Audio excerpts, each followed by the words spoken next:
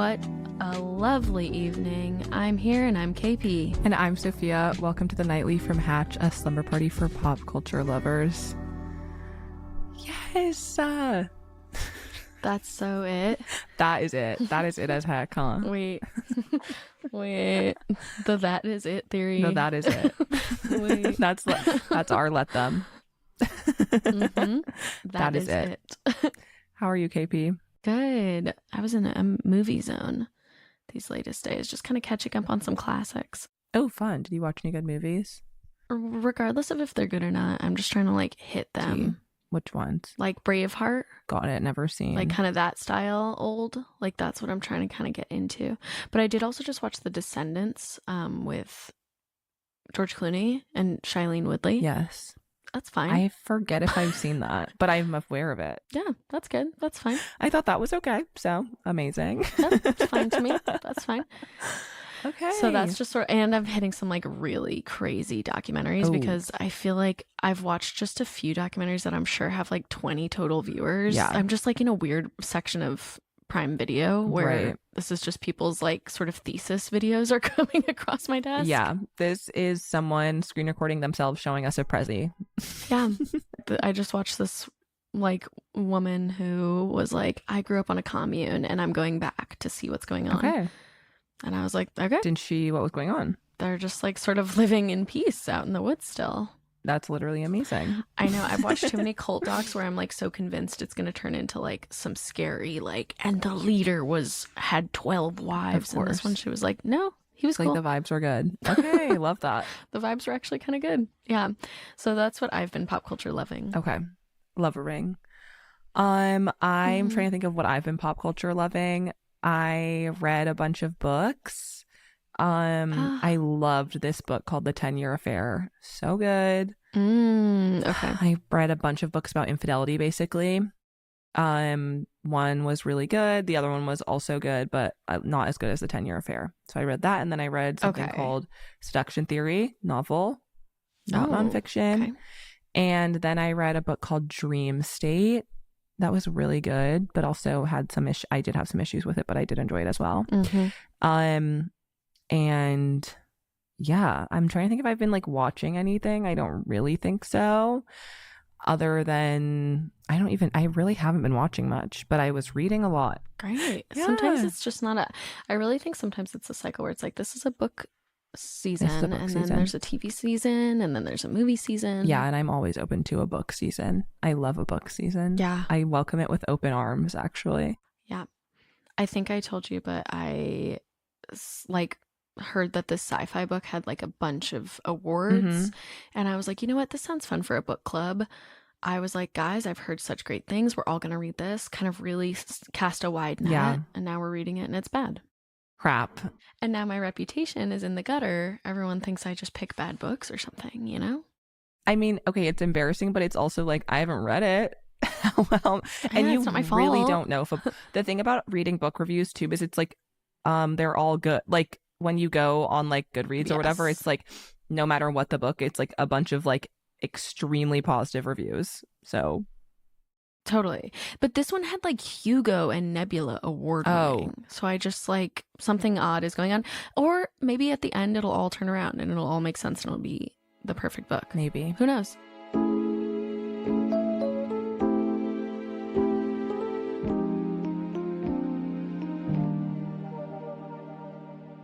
Well, I think we should get out of our book season and into some TV season.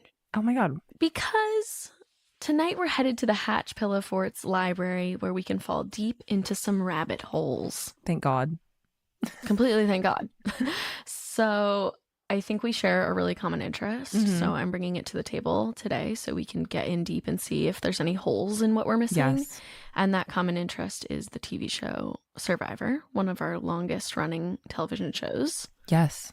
And I want to look up everything about it together and see what little rabbit holes we jump our little rabbit feet into. Let's see. Okay. Well, this is also interesting, and shout out while we're in book season because Rob Cesternino wrote History of Survivor, a new coffee table, like kind of cool textbook thing that is coming out in like a little second or two. Okay. And my friend was the co-writer. Oh my God, that's awesome. Congratulations to them, obviously. And now your turn. My turn. Someone just told me today that it's Steven, right? Fishback? Yeah.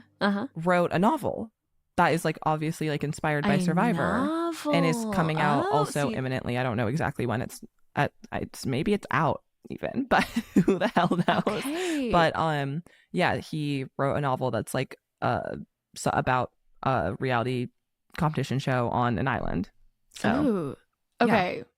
These are two separate things for book lovers everywhere, nonfiction and fiction. Amazing to know.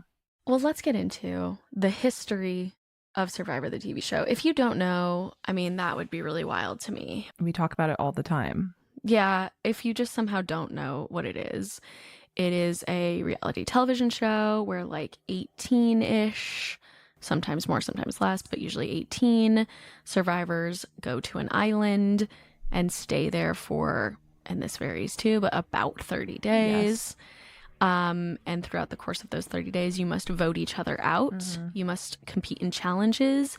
You must try and find idols to protect yourself. You must vote. Yes. And you must make it to the end where all the people you vote out will decide if you're worthy of being the sole survivor. Which means you win $1 million. $1 million, which it's been $1 million for a long time, hasn't adjusted for inflation. I know, it's like, feels come like maybe on. It should be high, but it should be $2 million. Yeah, but then you see some of these other shows. Well, but imagine winning $1 million in 2000 when it first aired. It's like I'd freak out. I mean, that was the thing. And I still freak out, of course. Totally. But now it is kind of like, no, I know. I've met some winners of Survivors and they're like, yeah, that's gone. Okay. That's used up. Okay. I have some of course. Now I have to get a job. I have some questions about that, of course. It's gone. I hope it's gone in investments. I think it is. Yeah. I hope it's gone into property.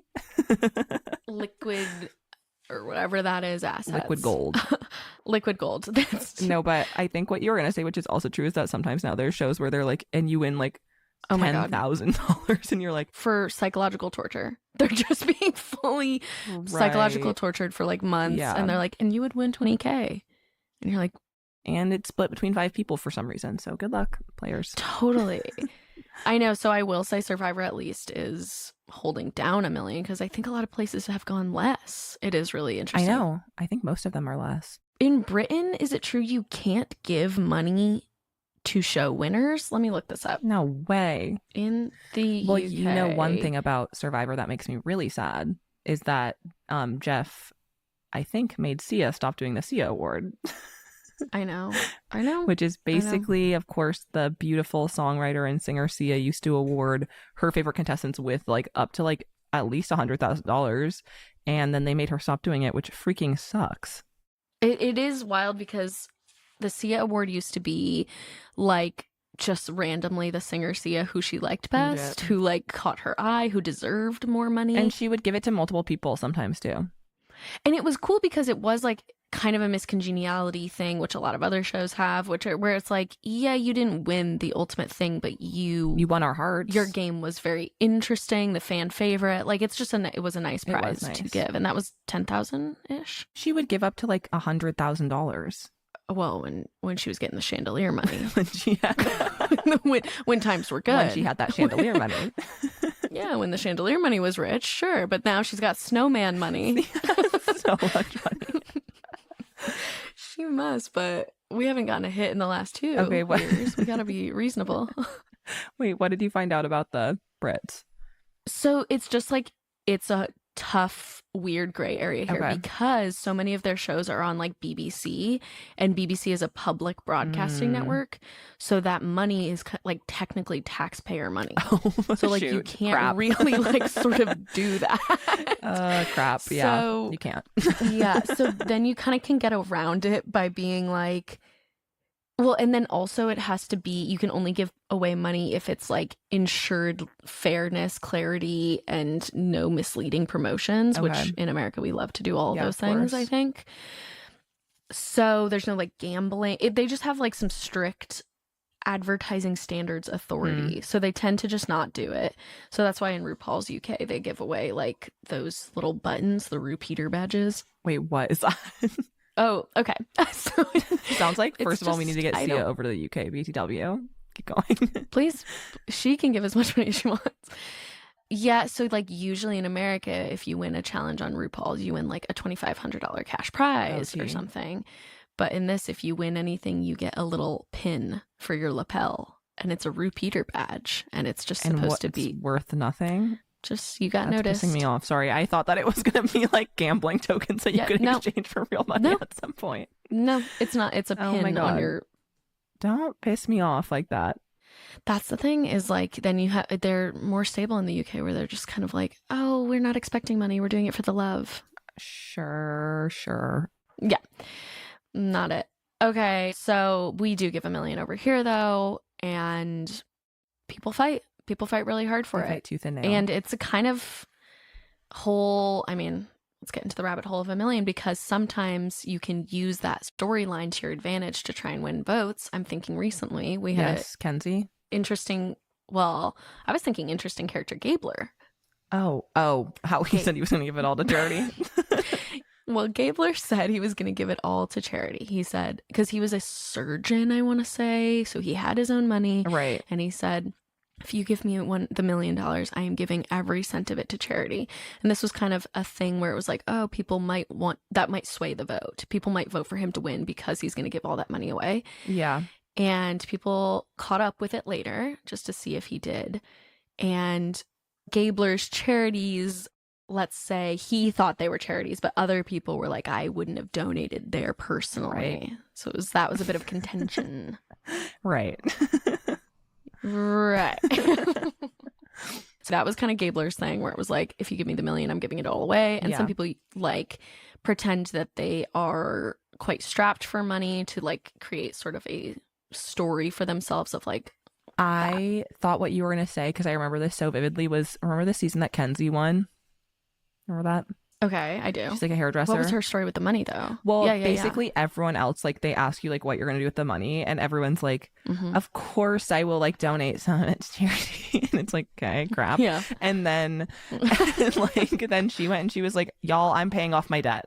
I was like, respect. Like, say that. Yeah. She was like, I'm paying off my debt, I'm keeping the money, like I want the money. And it's like, yeah, of course you want the money. And also it's like not everyone of course, I guess if you're a surgeon or whatever, like go crazy, hopefully in a way that isn't like negatively impacting people. But there are also people who it's like, yeah, I mean, she was like married and like wanted to have a kid, and it's like, okay, yeah, keep that $1 million. Yeah, and she has a kid now, and she looks incredible. Yeah. Yes, I think. I mean, I follow her on Insta, I think, and she just like now has a beautiful house and is glowing and has a baby, and I go, that's $1 million. That's $1 million right there. I imagine. I haven't had a kid. I imagine they cost $1 million. I think about this sometimes. Honestly, I think I've said this before. They cost more. They have to cost more, I'm sure. Depends how you do it, but they can cost a lot more than $1 million. And yes. Anyway, sorry. What was I gonna say? I think I lost my train of thought. Okay. This fun fact is, prior to Survivor Island of the Idols, dual citizen Americans had to give up their non-American citizenship for legal winnings for legal reasons to earn their winnings. Oh. Though the only known case of a castaway doing this is Todd Herzog in Survivor for China. Okay. But you have to just be like, well, I guess America's just like really fast and loose with like, we can just give $1 million to people, but everywhere else you really can't. Yeah, that's interesting. Okay. Yeah, I don't know, but Todd Herzog, I guess, gave up his other nationality. Citizenship. Okay, we're getting some information from. I'm getting a spiritual download from the. Oh my god! Report. The gods. Spirits. First of all, Todd was Canadian. Yes. So that's the other one. Yes. And then another thing that we're learning is that basically when Survivor first started, the minimum age requirement was 21 years old. Mm-hmm. And I guess there was one exception made for one player who competed on Survivor China, Michael Frosty Zernow. Don't know him. And he was 20 years old. Don't remember him. Then in 2008, they dropped the requirement to 18 years old. Yeah. And then they dropped it again to 16 years old in 2020. We've got to get That's serious. because they were getting, in 2020, they were getting desperate. 16 years old is, in my opinion, far too young to Do me be a favor. playing Survivor. Chill out.